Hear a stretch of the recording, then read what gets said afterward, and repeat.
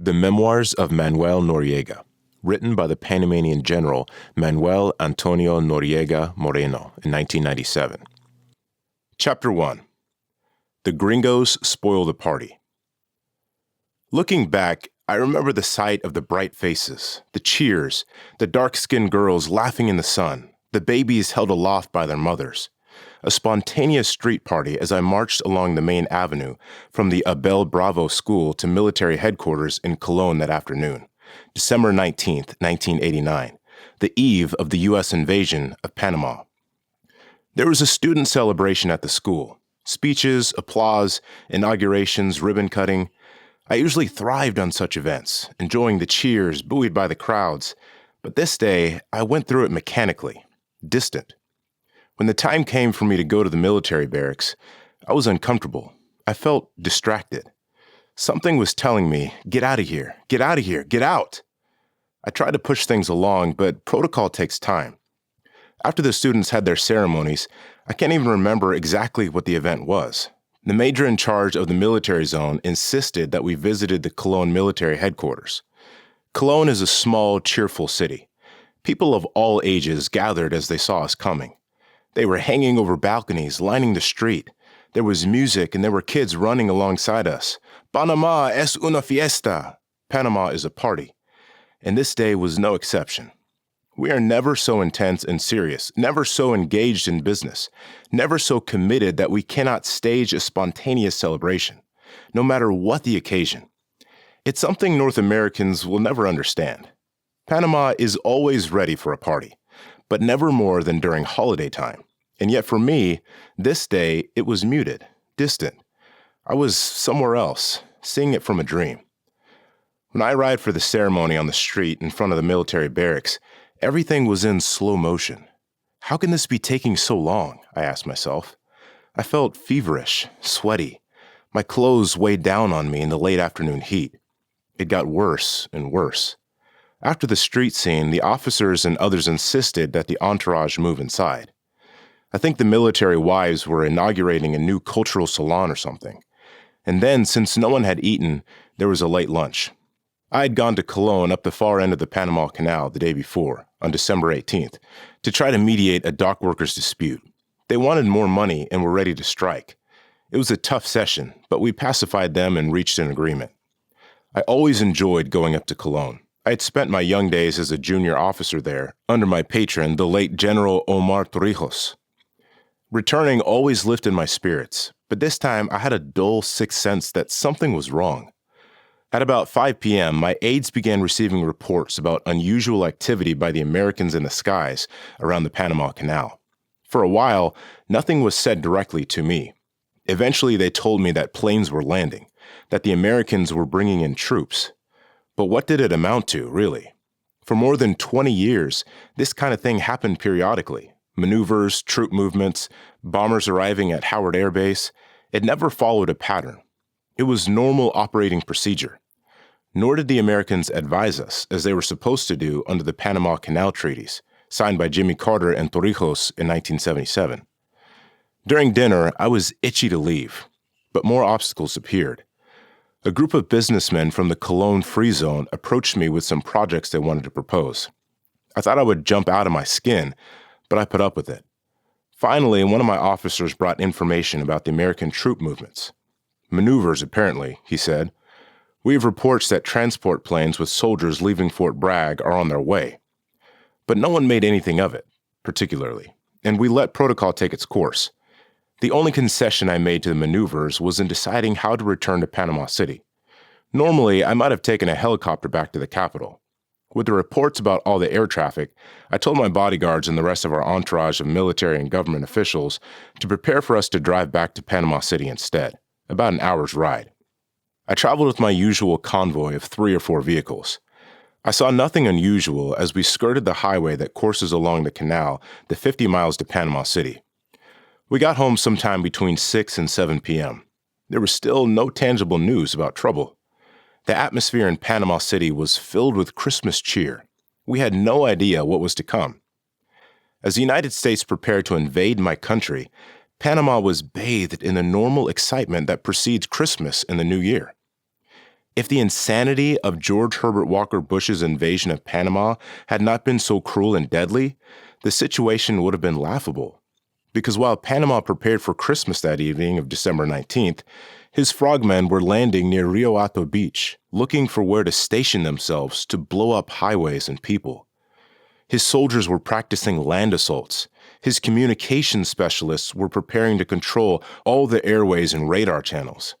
And one of the greatest examples of overkill in military history, specially trained U.S. pilots were practicing with their super-secret billion-dollar stealth bombers for a brave attack on a tiny airbase named Rio Hato that housed junior high school students and had few defenders, no planes or radar of its own. While his paratroopers were practicing combat jumps at 700 feet that would break the legs of scores of them and leave them maimed for a lifetime, and his generals were tensely preparing for a massive invasion, the 14th U.S. military intervention in Panama since it was declared independent by the United States, while all this was going on, Panama was getting ready to celebrate. The Christmas spirit was in the air. People were smiling, gathering in bars for a special drink with friends, running around buying presents. The wives of officers were gathering up gifts and toys for the needy, and trees were being decorated. True, I was feeling the tension.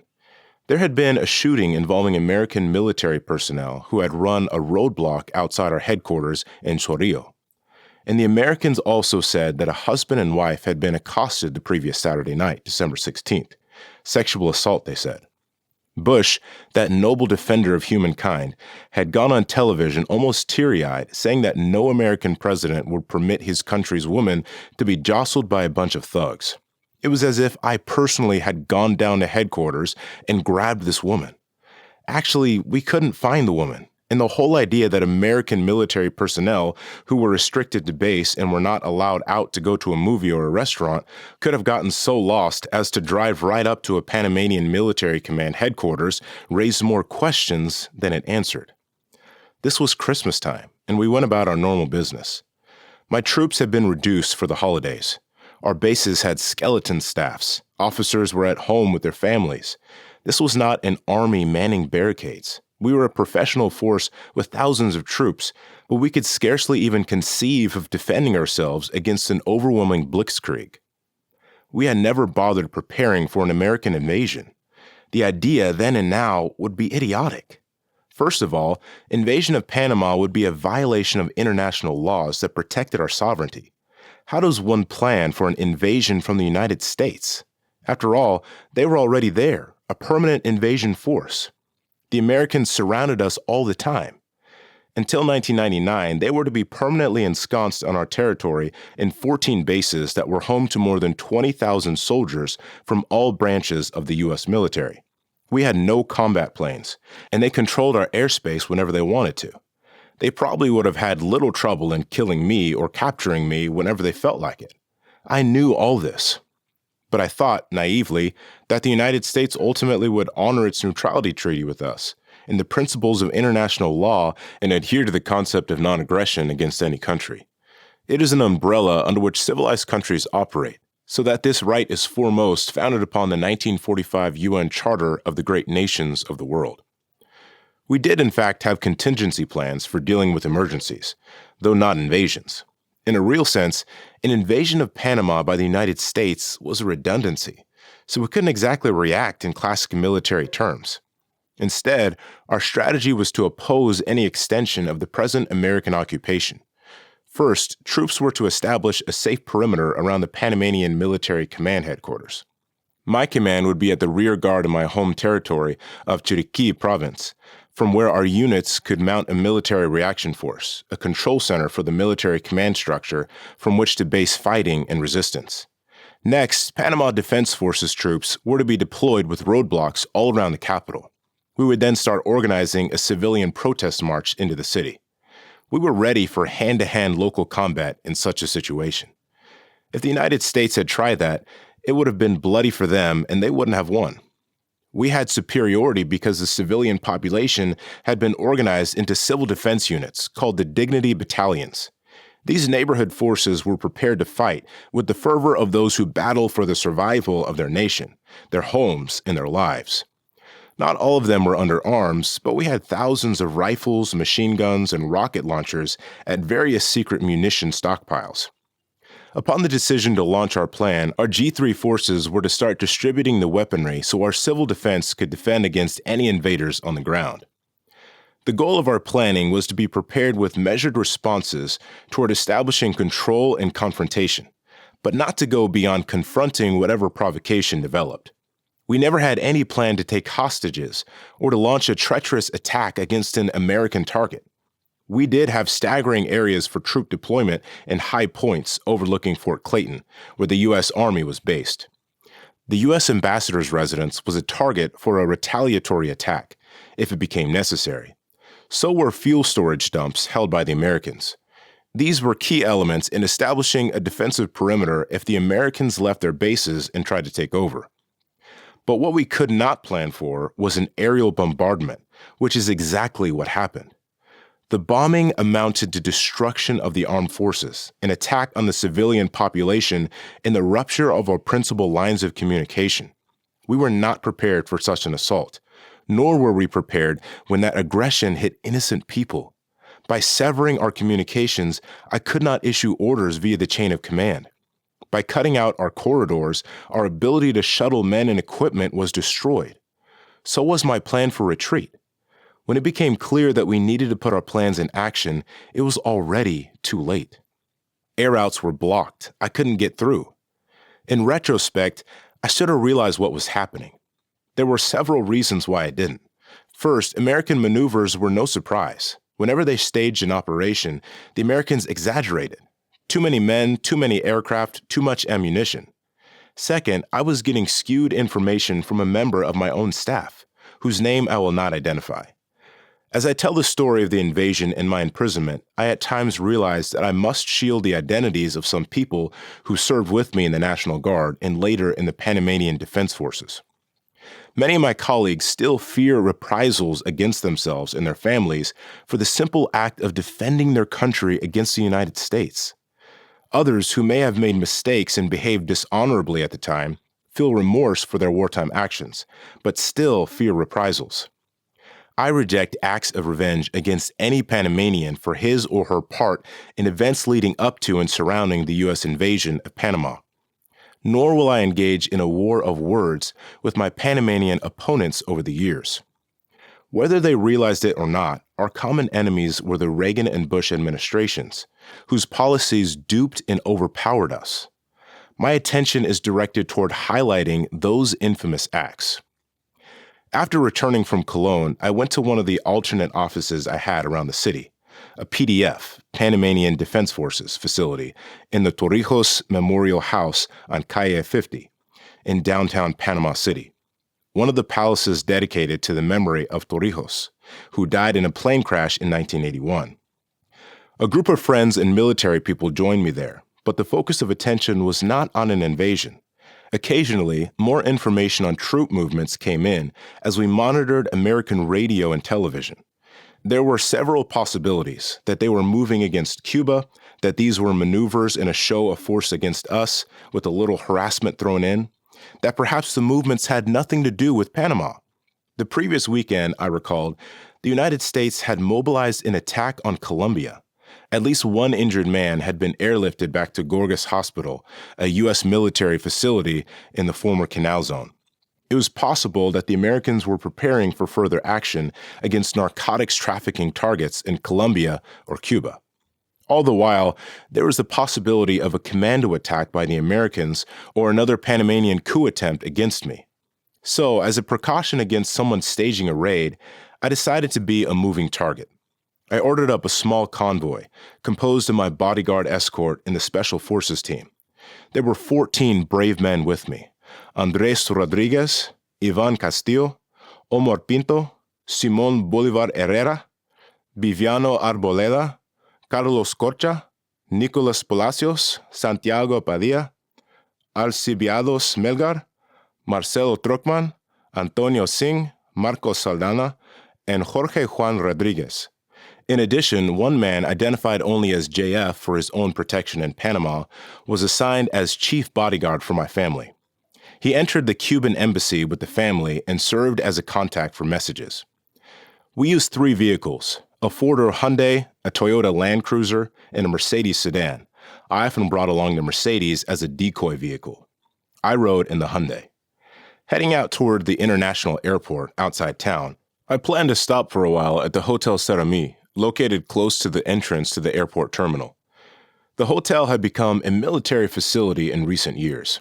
From there, I had a special hidden telephone line from which I would contact our man inside the U.S. Embassy to find out what was going on. By the time we were underway, it was approaching midnight. As we left the environs of the city along the highway that leads out of town, we saw the city streets almost empty. Few civilians were out and there was little traffic, other than some Panamanian military vehicles speeding about. What we could not see yet was more significant than anything else. The skies above us were controlled by the Americans, who were poised to strike on many fronts, by land, sea, and air. Even if I had heeded the warnings and managed to get on the airplane earlier in the day, I still would have been a sitting duck because the U.S. military started to take over our airspace at perhaps 4 or 5 in the afternoon. So if I had tried to get out toward the Atlantic, I would have been a fixed target.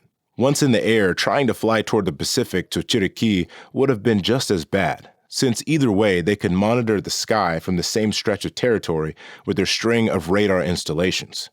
The noose had already been set. We made it to the Serami without problems. We hadn't been there long when I made contact with our U.S. Embassy plant. His message was concise and to the point. Evasion and escape. Authorized to kill MAN. We began hearing bombs reverberating closer and closer to us. In similar circumstances, Charles de Gaulle had been forced to flee the invading Nazi army a half-century earlier. De Gaulle and his men made a battlefield decision to look for an innocent-looking civilian plane, managing to flee across the English Channel from Bordeaux to Heston, south of London. I did not have de Gaulle's good fortune. I had thought that a plane without Air Force markings might leave the international airport unnoticed and get to Chiriquí. I knew the odds made it almost impossible, but there were few other options. I put on civilian clothes and jumped into the Hyundai with 2 bodyguards. The rest of the escorts followed behind in the Land Cruiser. All of them showed great determination and poise, all prepared to fight for their lives and to protect their commander-in-chief and comrades in arms. As we pulled away from the Serami, we had our first clear view of what was happening. There, lit against tracers in the dim light, I could see hundreds of parachutes, an insane image of a Hollywood movie, come to life. American paratroopers landing in Panama, ready to kill the enemy, largely defenseless Panamanians. My mind raced as I took it all in. I had the clear sense that this was a personal battle, that all these machinations were directed by one man against another. George Bush had unleashed the power of the world's greatest military force with one overriding target: me. It was like a nightmare, like falling into a swimming pool, and when you try to reach for the safety of a wall or touch bottom, you suddenly realize that the walls and bottom have fallen away. I couldn't grasp anything or stop my free fall.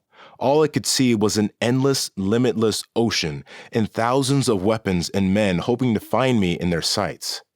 I thought of a conversation I had had some years earlier with Libyan leader Muammar Gaddafi, describing for me the U.S. bombing attack against his country. I was remembering his face and his eyes as he said this to me. They attacked my family in the tent where they slept. They killed my little baby boy. They wanted to kill me. I was jogged from these thoughts by an explosion to one side of our little convoy of private cars. What was an abstraction in the distance was now on top of us. War with the Americans. "The paratroopers are still landing," shouted one of the men. We backtracked along the old Tocumen highway. On the radio, I heard a voice that sounded like Captain Heraclide Sucre. His voice was firm, speaking quickly, full of the adrenaline of desperation. "We are on the apron near the start of the runway. Position Nilo Tango," he said. "Heavy fire! Get the commander out of there!" The airport was plainly overrun with paratroopers, some of whom must have noticed us meandering down the road. We started taking fire, which kicked up dirt in the brush along the side of the road as we advanced. The driver reacted well, swerving and then dodging in an irregular pattern to avoid the barrage. But in so doing, he caught a ditch on the side of the road and almost flipped us over. I remember getting my bearings as the men and I scrambled out. I could see helicopters all around and tracers lighting up the sky behind the Serami, parallel to the end of the runway, along with explosions and parachutes in the distance against the black night. Everyone grabbed the weapon closest to him, looking for attackers, dodging incoming fire, and taking shots in the direction of the attackers. The men fought bravely in a pitched battle against the American paratroopers. We were in an advantageous position, lower than the road surface. Close by, we could hear men barking and responding to orders. None of them were Panamanians. I picked up an AK-47 and started fighting. Perhaps my American captors, who have no depths to their cynicism, will try to charge me, seated and railroaded in jail with a war crime for having the gall to defend my own country. But that's what I did. I fired at anything that moved. We were firing into tall grass that separated the road from the runway, aiming machine gun bursts there where the incoming fire was originating. And it is even possible that firing back at the ambushers, I could have killed or wounded one of the brave young men sent by President Bush to capture me that day. More than 2 years later, I found out about the American sergeant, Carlos Morleda, who led those men. I happened to be watching television in jail when I saw a story about him on a Spanish language station. He was left paralyzed in the fighting. He and his platoon just happened to be jumping where we were driving. He described a group of cars coming up the road, an ambush, and a fierce firefight. I don't believe he knows to this day that I was in the group he fought with. What a prize I would have been. He remembers it as a bloody skirmish and a turning point in his life. But he didn't see the far greater opportunity, the prize that eluded him in the distance. A Panamanian soldier taken from his command with only his hands and his head and his heart fighting against him. I think the Americans and the Panamanians both were surprised by the intensity of the battle. Both sides lost men in that brief encounter. The American sergeant said they started out with 11 men and lost 7. We had about the same number. I have no idea how long we were pinned down there. It seemed like an eternity, but in the rush of time and space, it could have been only minutes. Finally, men from the Pumas de Tocumen, commanded by Captain Sucre, came to our aid. The Tocumen barracks were located not far from the airport, and by now they had been called to battle. We could hear the rising cadence of their gunfire as they moved toward us laterally. "Escort C1, advance!" someone transmitted over the radio. "Pull out! Situation under control! Over and out!" Sucre's men provided cover while Castillo, I, and several others piled into the Hyundai and drove away. It was pure luck in the bravery of those around us that kept us from being killed. The whole time, the chief of my personal staff, Captain Eliezer Gatan, was close by, trying to join up with us, listening to the radio traffic. He knew that the idea was for me to try to escape to Chiriquí or, failing that, to get to an underground bunker at El Chepo on the road to Darien. It was close to the airport that my detail of 6 men and I had our first encounter with the American paratroopers. Gatan was quoted in a newspaper interview about the invasion. There, in the main hangar, many Americans died. We shut down radio communications because they had a 100% chance of using that to pinpoint us. For the Americans, it was a technological war. We fought, but their attack was brutal. It was an unequal war in which we paid a high price in human lives. We drove to a group of houses not far from the airport, but we couldn't get too far. Our own Dignity battalions had blocked the streets with cinder blocks and building material and cars and logs, just as they were supposed to do. It took us more than an hour trying to pick our way to safety. The quiet, deserted city of an hour or so earlier had become a battle zone of debris and staccato explosions and little fires all around.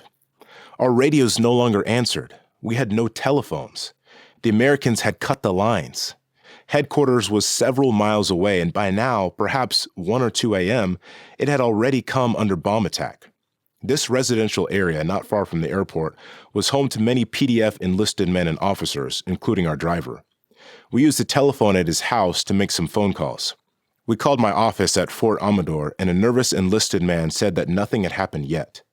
No one answered the phones at command headquarters. The crack Machos del Monte Battalion, a highly trained special operations group, had moved from Rio Hato down to headquarters after October 3rd, when Major Moises Giroldi, spurred on with help from the Americans, mounted a coup attempt against me. They remained on special duty in Panama City during the invasion and ended up defending the command headquarters against the invasion. They fought fiercely and valiantly, managing to shoot down 2 helicopters, although the Americans never admitted as much. One of the helicopters crashed into a building and started a fire. The Americans then blamed the Dignity battalions for burning down Chorrillo. That was a lie. They knew what had really happened. They launched a bloody invasion in close proximity to civilians, and when they killed people, they hurled the blame, as they always did, at Panama and specifically at me. We went back to the car, drove through the chaos, trying to get to the San Miguelito military barracks, which was close to the airport highway. It was there that I was to try to meet up with the general staff. We moved through well-to-do sections of the city, deeming it unlikely that they would be subject to attack. We zigzagged around the outskirts of Panama City, passing the statue of Teddy Roosevelt. There, we cut off the main highway once again and sought refuge in San Miguelito at the house of Barbina Perinan, the member of the Legislative Assembly representing the working-class neighborhood. It was a rough trip.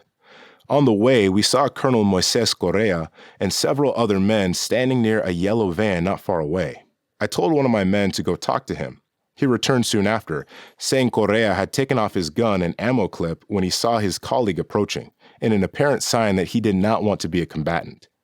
What we saw when we got to San Miguelito was a full-blown invasion.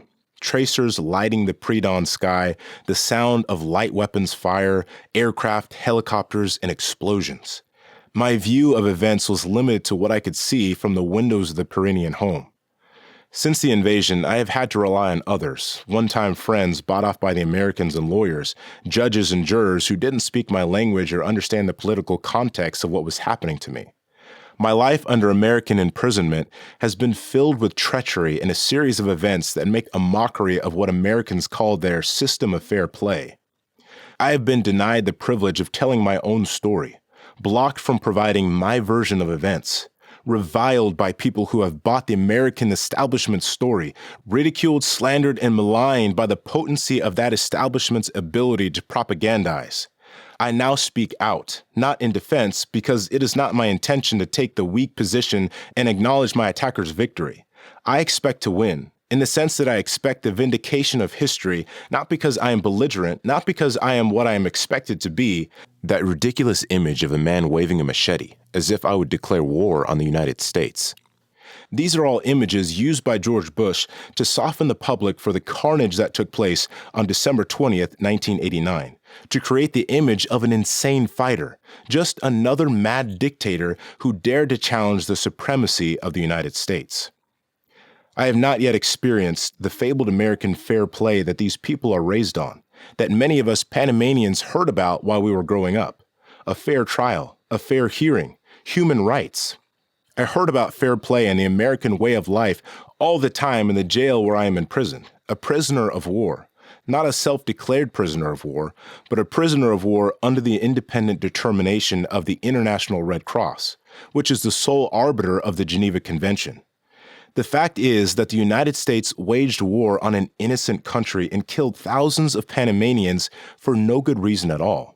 And I sit here proudly in my uniform, the last survivor of the Panamanian Defense Forces, a captive of that war, waiting to tell my story. The crimes of the United States were well described by Mexican Catholic Bishop Mendez Arce, quoted by the Prensa Latina news agency on December 22, 1989. The United States approved the unjust invasion and the consequent destruction, mistreatment, and massacre of the Panamanian people. For us, it seems to be serious proof that the systematic lies are capable of corrupting the American public. What a detestable and shameful panorama it is to see that a government that considers itself to be the champion of democracy and justice can ignore international order and assume the roles of police, judge, jury, and executioner for everyone else. I'm still waiting for that fair hearing and fair trial. I haven't seen it yet. Perhaps my words, telling my story, will give you the ability to judge me fairly, without any filter from politicians or judges. I'll let you be the judge, because I don't need to sell my position. These are facts that are easy to see. It's important to say that I don't consider my words to be a defense. My ability to defend myself ended when the last gun was taken from my hands at the Vatican Embassy in Panama City, and I was imprisoned and taken to the United States. Instead, this is a recitation of the wrongs committed in the name of the United States. I will tell you my view of what happened and how it happened.